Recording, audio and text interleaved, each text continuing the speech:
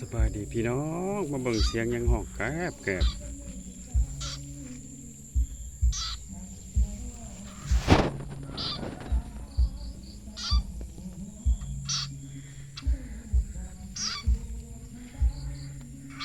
คาบให้มันยันในแห้งเด้อสงสัยงูกินกบงูกินเขียดแล้วนะ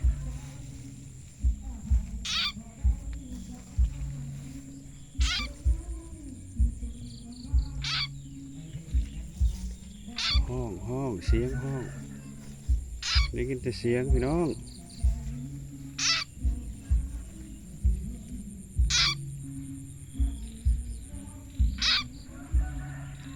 จะโตอยู่ไส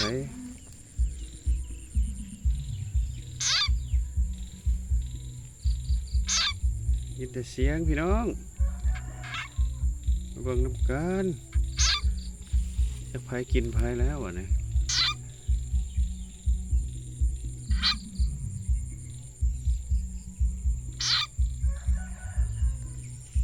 ผ่านตาอยู่สีเหลี่ยมอยู่พี่น้อง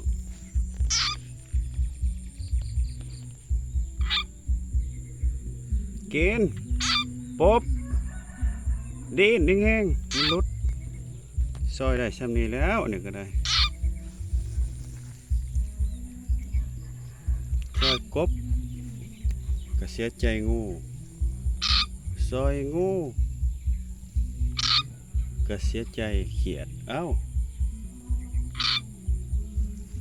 ซอยทั้งสองเด้อเอ้า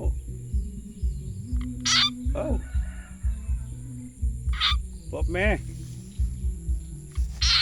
ปบ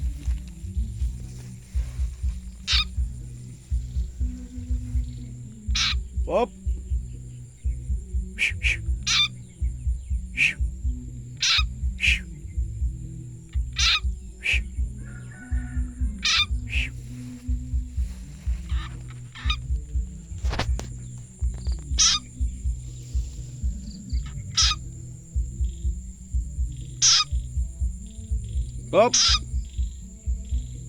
เห็นอยู่ว่าพี่น้องเห็นน้อยหนึ่งเหลี่ยม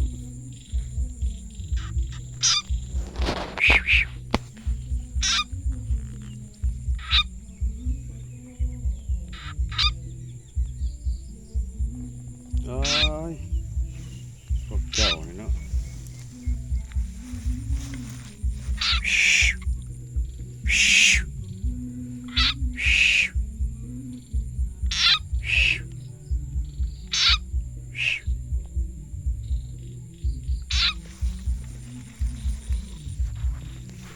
ก็จะถิ่มไม้เสียได้บ่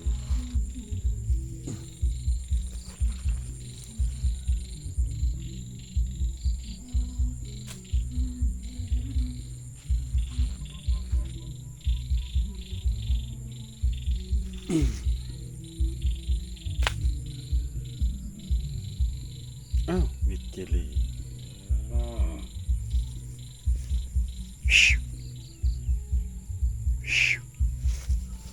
โอ้ยใหม่กับผมนี่เอ้า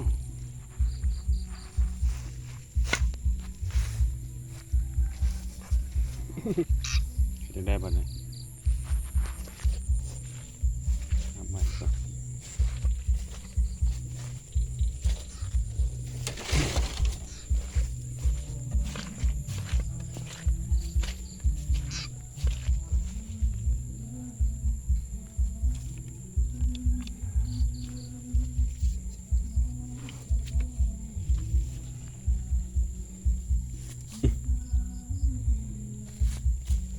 ใช่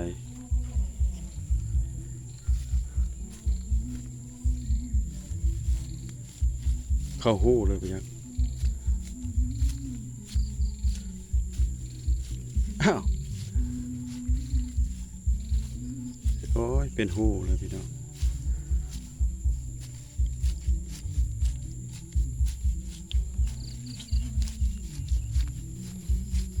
เป็นหู้เลยกินแล้วซอยก็พอได้โอ้ยไปแล้วโอ้พี่น้องพูดกินแล้ว ไปแล้วพ่อพี่น้องพ่อไปแล้วไปแล้วไปแล้วไปแล้วพ่อพ่อพ่อไปแล้วเขาเงาขามใหญ่เลยพี่น้องอิ่มท้องไปแล้วอ้าวขอบมกขอบใจพี่ๆน้องๆที่เขาเบิ่งเขาซ่อมเพราะเขาก็ได้ซอยใช่ไหมล่ะแต่ว่าเขียดบ่เห็นเลยก็สิกินเลยเบิ่งกินคือว่าท้องบ่ปุ้งอ้าวก็ขอบมกขอบใจพี่ๆน้องๆสุขสุขคนเด้อที่เขาเบิ่งเขาซ่อมเป็นกำลังอกกำลังใจให้สิอัดชาแนลคือเก่าขอบใจเพื่อนเก่าเพื่อนใหม่ที่เขาเบิ่งเขาส้มนำบ๊ายบายสำหรับคลิปนี้